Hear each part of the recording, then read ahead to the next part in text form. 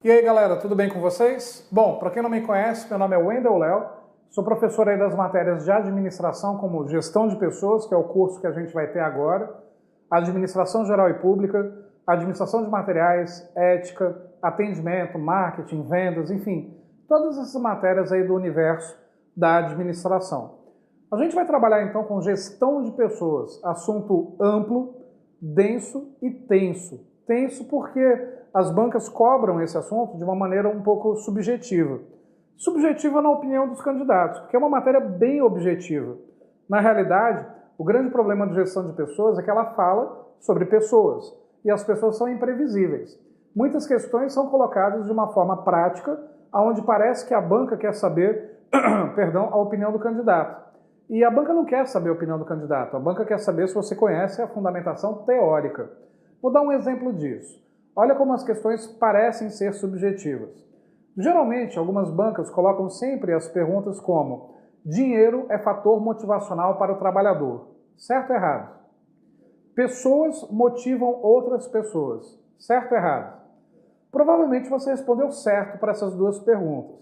E essas duas perguntas elas estão erradas. Olha a fundamentação teórica. Do jeito que a banca pergunta, parece que ela quer saber sua opinião. Mas, por exemplo, quando ela coloca dinheiro é fator motivacional para o trabalhador, ela está atribuindo que dinheiro motiva pessoas, sendo que dinheiro é um fator externo.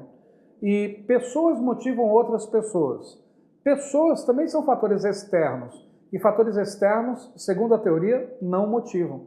O que nos motiva são fatores internos.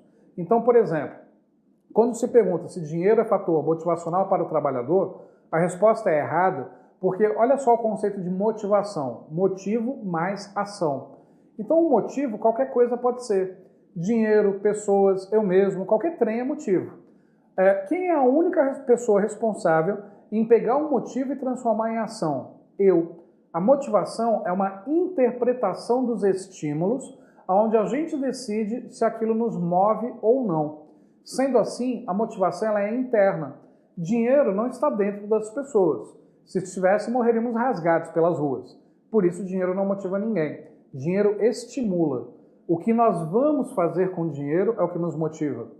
Pessoas também não motivam as outras porque são fatores externos. As pessoas não vivem dentro uma das outras. Embora isso possa parecer interessante. Eu pensei em gravidez. Mesmo nesse sentido que você deve ter pensado, as pessoas não vivem dentro umas das outras, né? Nesse sentido que você pensou, são minutos. Mas, enfim, o assunto já está indo para outro lado. Vou voltar para a aula. Então, assim, brincadeira à parte, dinheiro e pessoas não motivam ninguém porque são fatores externos. E a motivação é interna. O que alguém nos diz pode servir como estímulo aonde eu decido se eu transformo aquilo em ação ou não.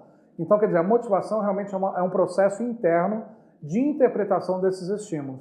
Esses são dois exemplos de como as questões parecem ser objetivas, mas são muito objetivas.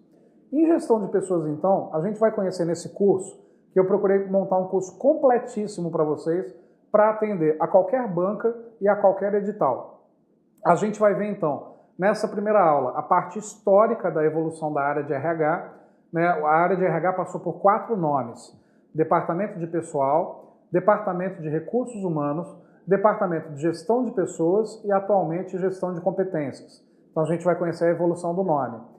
Essa evolução do nome está ligada à evolução das teorias da administração, que é a matéria TGA, Teoria Geral da Administração, onde a gente vai conhecer as 12 principais teorias e qual a influência de cada teoria dessas para características do RH moderno.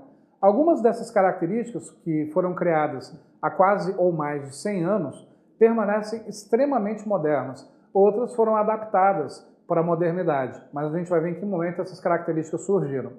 Depois, a gente vai conhecer as funções da área de RH, as políticas de RH, que são agregar, aplicar, recompensar, desenvolver, manter e monitorar pessoas. Para cada uma dessas políticas, existem as funções: recrutamento, seleção, integração. Depois a gente vai conhecer sobre os cuidados prévios ao recrutamento e seleção, que é a análise, desenho de cargo e descrição de cargo. A gente vai conhecer sobre a avaliação de desempenho, assunto que as bancas adoram explorar. Depois a gente vai ver sobre treinamento, desenvolvimento e aprendizagem organizacional, com as suas diferenças, tipos e características. Depois a gente vai ver sobre planificação de cargos e salários e planos de benefícios, retenção de talentos.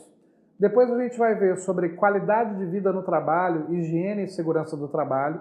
A gente vai ver também sobre os controles que as organizações executam em relação aos funcionários, como cartão de ponto, controles de resultados. E, no final, a gente vai conhecer sobre gestão de competências propriamente dito, que é a modernidade dentro da área de RH. Num outro momento, a gente vai conhecer também a parte comportamental do trabalhador. A gente vai conhecer as teorias da motivação, como teoria de Maslow, fatores de Herzberg, teoria de Vroom, teoria X e Y, inteligência emocional, estímulo-resposta e outras teorias relevantes aí para o universo de concurso. A gente vai ver também os aspectos coletivos do trabalhador, a influência que o grupo tem sobre o trabalhador. Além disso, a gente vai conhecer o conceito de clima e cultura organizacional, muito explorado pelas provas também, e vários outros assuntos como absenteísmo, rotatividade, turnover, coaching, empowerment, né? Alguns termos aí em inglês que não foram aportuguesados aí para a linguagem do administrador, que é importante da gente conhecer também, porque podem ser cobrados em prova. A ideia, então, foi fazer um curso extremamente completo, onde a gente vai ver a conceituação teórica, onde a gente vai acompanhar na tela os conceitos dos principais autores. Aí eu vou explicar esses conceitos numa linguagem mais simples, para que vocês entendam o que o conceito significa. Vou procurar dar exemplos da vida real, falar de organizações, de empresas conhecidas ou não, para ilustrar os conceitos, porque se na hora da prova você lembrar do exemplo, você acaba respondendo, interpretando a questão, né, de forma positiva. E a gente vai ver também como cai em prova, né? Eu criei esse curso mais ou menos no mesmo modelo do curso de administração de materiais disponível aqui no LAC Concursos, onde eu sempre mostro questões de provas passadas sobre aquele assunto que eu acabei de explicar. Então, quer dizer, a gente vai ter um curso bem completo, com muitos exercícios comentados, e que logo de cara eu já peço para vocês o feedback por e-mail de vocês sobre o que vocês estão achando do curso. Mandem para mim um e-mail dizendo que você começou a assistir esse curso. Não deixa eu chegar ao final para me mandar um e-mail, não. Me manda um e-mail para que eu possa mandar para vocês alguns materiais que podem servir como reforço para vocês estudarem seguindo o curso todo. E aí eu mando para vocês uma apostila de administração de materiais para complementar o estudo de vocês. Meu e-mail é w.castelano, com 2 L's, @ig.com.br. Nesse e-mail eu vou mandar para vocês também meus endereços de Facebook, onde vocês me encontram, se quiserem me adicionar, né? Porque eu também tiro dúvidas de vocês em inbox, outbox, sinal de fumaça. De qualquer forma, estou sempre com vocês. Porque sempre fazem uma pergunta para a gente, né? Você trabalha ou só dá aula? Galera, não faça essa pergunta para nós, professores, não, que a gente odeia. Eu não sei se vocês sabiam, dar aula é um trabalho, né? É meu sacerdócio, é o que eu amo fazer. Eu estou sempre à disposição de vocês para as dúvidas de vocês e para envio de materiais. Eu criei um grupo também no Facebook chamado Administração Total, hoje aí com em torno de 20 mil alunos do Brasil inteiro, onde eu posto questões de provas passadas e comento essas questões, onde você vai entrar naquela aba Fotos, e aí cada álbum é uma prova diferente. Clicando no álbum, você vai ter acesso às fotos, que são as questões, e ao lado direito os meus comentários e os comentários dos alunos sobre aquelas questões também. Normalmente eu faço esses comentários no próprio domingo da prova. E aí quando sai o gabarito, eu venho recomentando, dizendo se a questão cabe recurso ou não, e colocando ali toda a fundamentação teórica para vocês acompanharem e construírem seus recursos, caso seja necessário. Gente, esse assunto gestão de pessoas, então, como eu falei, é um assunto muito grande, ele é gigantesco, muito explorado pelas bancas. Vocês podem esperar em qualquer prova de 6, 7 questões no mínimo, até 23 questões, como eu já vi em provas passadas caírem mais ou menos esse número. Além disso, o assunto gestão de pessoas é um tema recorrente também nas discursivas de concurso. Vários temas de redação têm como centro o assunto gestão de pessoas. E a ideia é deixar vocês muito preparados, muito competitivos, né, para que vocês consigam a sua aprovação. Então, assim, como diz o professor Luiz Antônio, né, papo reto, estuda a gestão de pessoas, que é uma matéria extremamente importante. Muita gente acha essa matéria um pouco chata, um pouco extensa, mas é necessária para você realizar seu sonho. E eu vou tentar passar para vocês da forma mais dinâmica possível, por mais que o conteúdo teórico seja gigantesco. Vamos para o curso então? Quando a gente fala em gestão de pessoas, a gente está falando de um departamento qualquer, como as organizações possuem área de compras, área financeira, área de produção, também tem a área de RH, né, de recursos humanos ou de gestão de pessoas. Depois a gente vai ver a diferença dessa nomenclatura. O que ocorre então? A área de RH ela tem uma característica particular. Ela tem a atuação tão importante quanto os outros departamentos, mas ela é a única que é considerado, assim como os outros departamentos, um órgão de linha, isso é, está na mesma linha que os outros setores, a mesma importância, porém tem função de staff. Staff em administração significa assessoria. A função da área de RH é assessorar a empresa, assessorar os outros departamentos na realização dos objetivos organizacionais e pessoais, os objetivos pessoais de cada colaborador. E por isso, muitas vezes, a área de RH é mal vista. Muitas empresas não dão muito valor na área de RH porque ela não gera fontes de receita, ela não gera dinheiro de forma direta. Enquanto a área de compras, a área de vendas, a área de produção tem um apelo maior para a lucratividade imediata das organizações, a área de RH é uma atividade de meio, né? Não é uma atividade de fim. Sendo assim, às vezes um pouco ignorada até na prática. Mas as organizações que levam a área de RH a sério certamente se dão muito bem no mercado, né, porque potencializam nos seus próprios funcionários as ações necessárias e as competências necessárias para que os objetivos organizacionais sejam atingidos. Vamos conhecer melhor esse assunto então? Nessa primeira aula a gente vai ver então o conceito de gestão de pessoas e a evolução histórica da área de RH.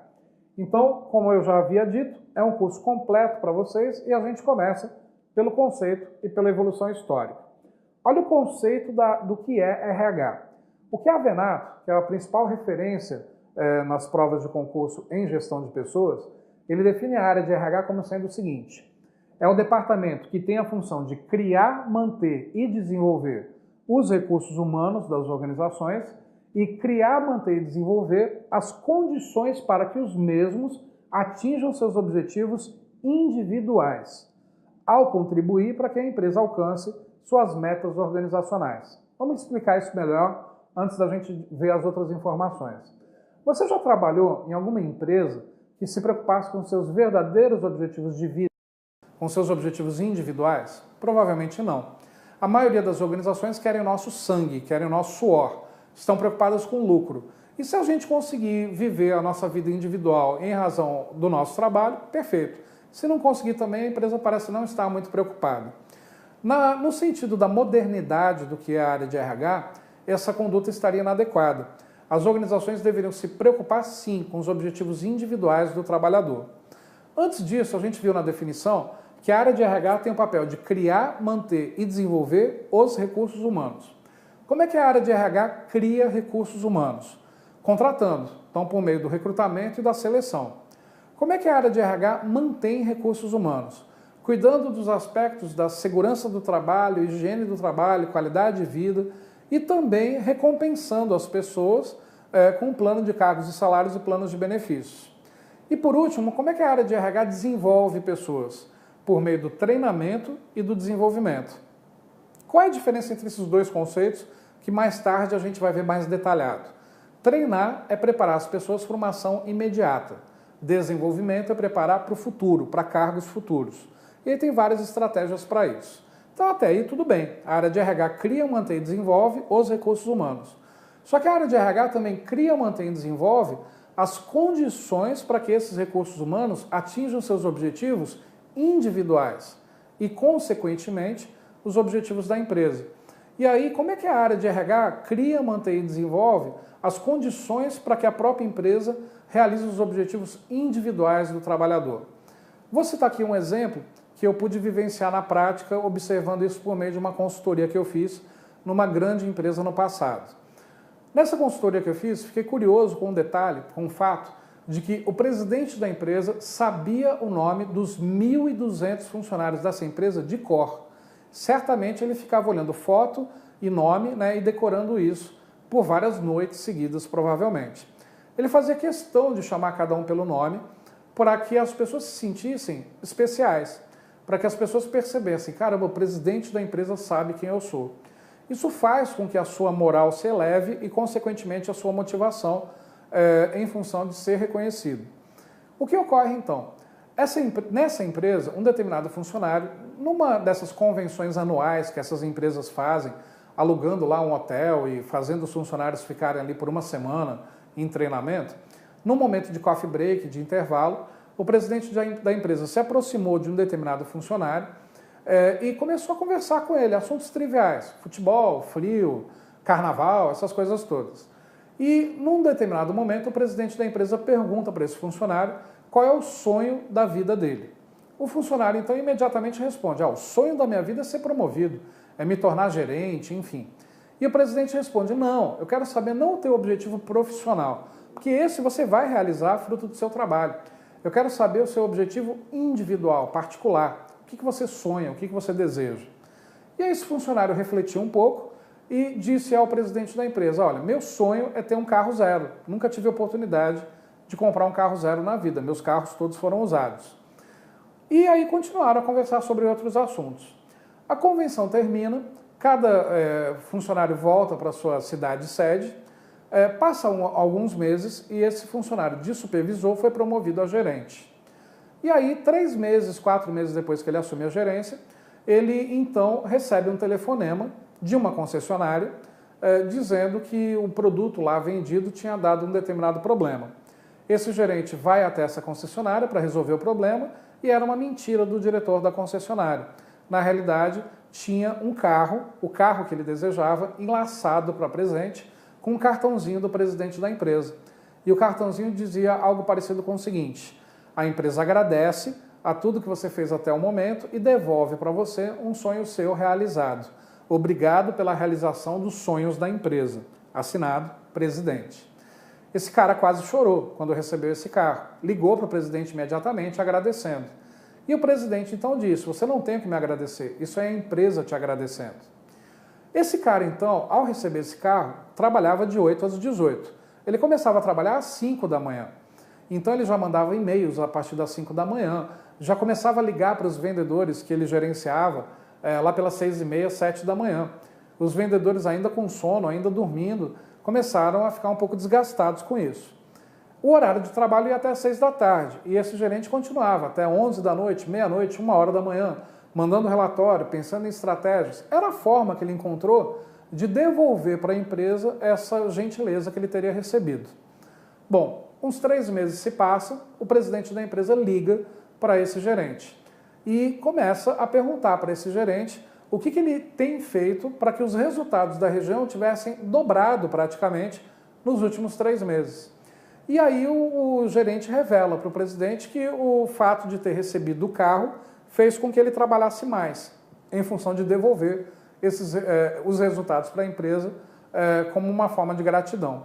O presidente da empresa vira para o gerente e fala assim, amigo, obrigado por você estar se esforçando mais.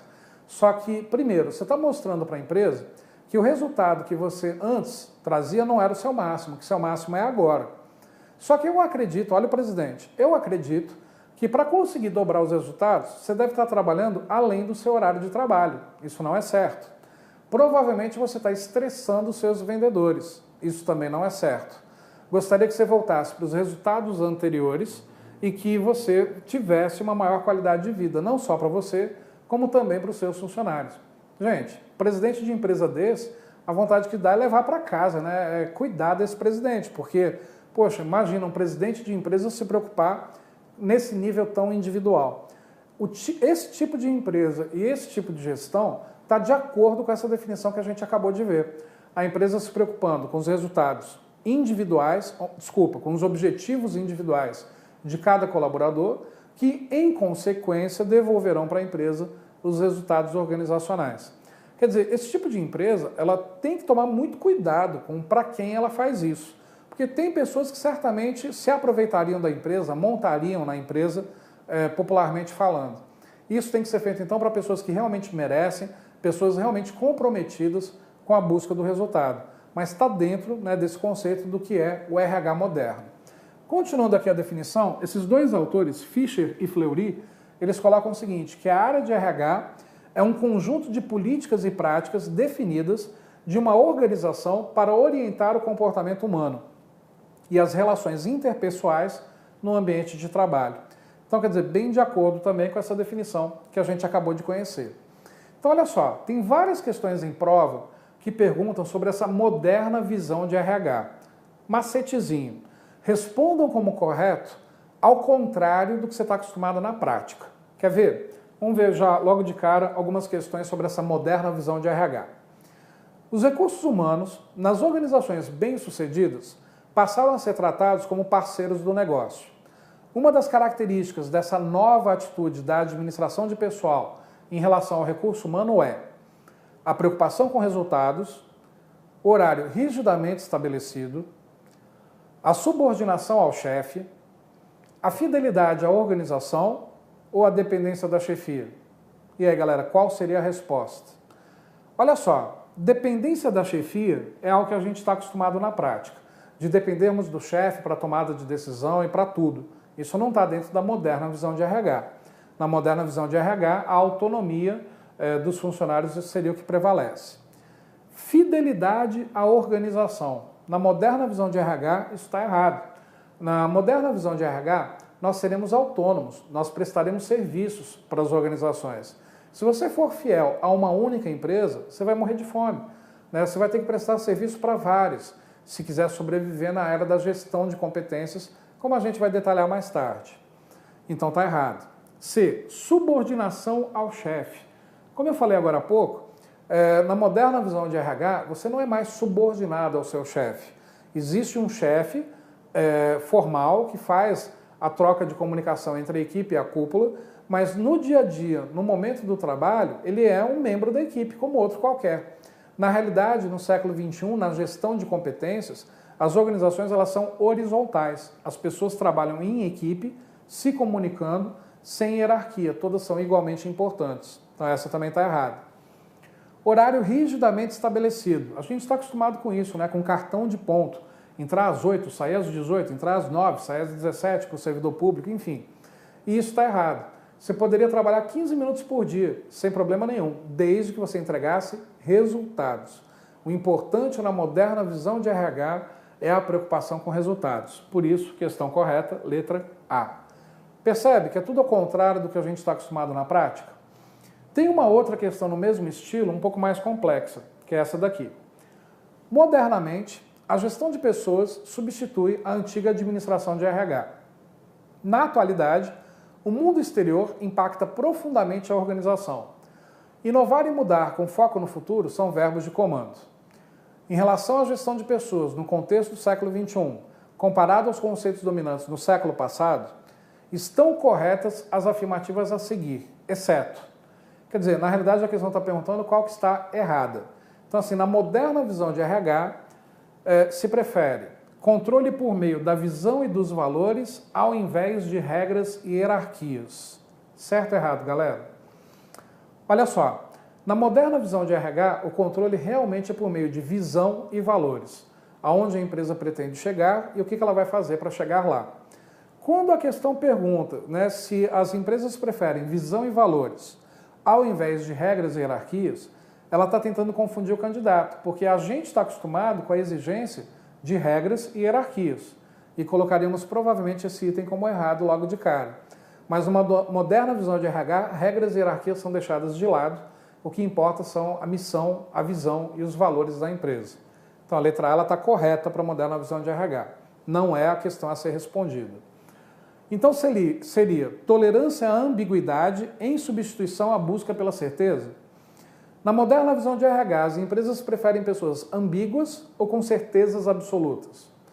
Por incrível que pareça, pessoas ambíguas é a resposta. A letra B também está certa. Embora a gente não esteja acostumado às empresas permitirem a dúvida do funcionário, essa é a visão da moderna posição de RH. Por quê? Pessoas ambíguas têm dúvidas. Pessoas que têm dúvidas têm maior cuidado para tomarem decisões. Então, quer dizer, e hoje as empresas querem decisões mais precisas, até porque é exigência do próprio cliente. Então, a tolerância à ambiguidade em substituição à busca pela certeza é um item correto. Foco no ambiente competitivo e não na organização interna, também está correto. Na moderna visão de RH, as empresas querem pessoas que tenham foco na concorrência, no mercado, porque dentro da própria empresa, na era da gestão de competências, nós teríamos os melhores profissionais do mercado. Se a gente tem os melhores profissionais do mercado, a gente não precisa se preocupar internamente a empresa. A gente tem que se preocupar realmente com os concorrentes. Letra D, preferência da racionalidade em relação à intuição. Essa afirmativa é a que está errada, é a resposta a ser marcada. Por quê? Na moderna visão de RH, as empresas não querem pessoas racionais, querem pessoas intuitivas. Pessoas intuitivas decidem com a emoção, se colocam melhor no lugar umas das outras. E tudo que o cliente do século XXI deseja é um atendimento personalizado, feito por pessoas que realmente se preocupam com seus desejos e necessidades. Então, quer dizer, a preferência da racionalidade em relação à intuição? Não. É a preferência da intuição em relação à racionalidade. Letra D seria a resposta a ser marcada, é a errada a ser marcada. E a letra E, orientação para os resultados e não para o processo. Correto. O importante na moderna visão de RH é o resultado que o funcionário vai trazer, e não o processo, o jeito que ele vai executar. Claro que a gestão de processos também é extremamente importante, mas se a gente tem os melhores profissionais do mercado, é certo de que o processo será devidamente bem executado. Então a resposta correta, letra D. Questãozinha complexa também, né, um pouco chata, mas levando o candidato a possíveis erros de interpretação, né, ao responder a questão. Pois bem, esse então é o conceito do que é a visão de RH ou gestão de pessoas sobre a atuação do departamento. Vamos conhecer agora um resuminho da evolução histórica do nome do departamento. Depois a gente entra em detalhes do porquê dessa mudança de nomes.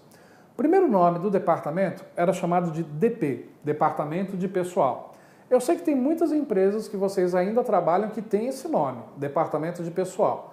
Provavelmente lá dentro tem um único funcionário, um pouco mais humilde no sentido de conhecimento acadêmico, onde ele faz apenas o controle de pagamento de salários, benefícios, vale transporte, vale refeição, as admissões e as demissões. Esse papel da área de RH, que existe até hoje em várias empresas, é um papel antigo, que vai da Revolução Industrial, onde a primeira fábrica surgiu, até os anos 30. Esse papel, chamado Departamento de Pessoal, assume um papel extremamente burocrático, apenas de controle das informações. Quando essas empresas evoluem, pós-crise de 1929, e as empresas começam a perceber que o trabalhador tem voz ativa e o trabalhador tem direitos conquistados a partir dos anos 30 em relação a vários países, surge a necessidade da mudança do nome. E o departamento passa a se chamar Departamento de Recursos Humanos. Isso é, olha como o nome humanizou literalmente. Ser humano não deixou de ser um recurso, mas agora é um ser humano. Não é só um departamento de pessoal. Departamento de pessoal lembra departamento de peças. E era assim que o trabalhador era tratado até 1930. O trabalhador não consegue trabalhar mais, joga ele fora, coloca um novo no lugar. Era tratado como uma peça da máquina, como retratou aquele filme do Chaplin, Tempos Modernos, que eu acredito que a maioria de vocês já deve ter assistido em algum momento. Quando então, pós-crise de 29, as empresas enxergam que esse trabalhador agora tem voz ativa, entra o aspecto motivacional. Então, quer dizer, continua o papel burocrático, mas entram os estudos sobre a motivação. Esse nome do departamento ele vai dos anos 30 até os anos 60.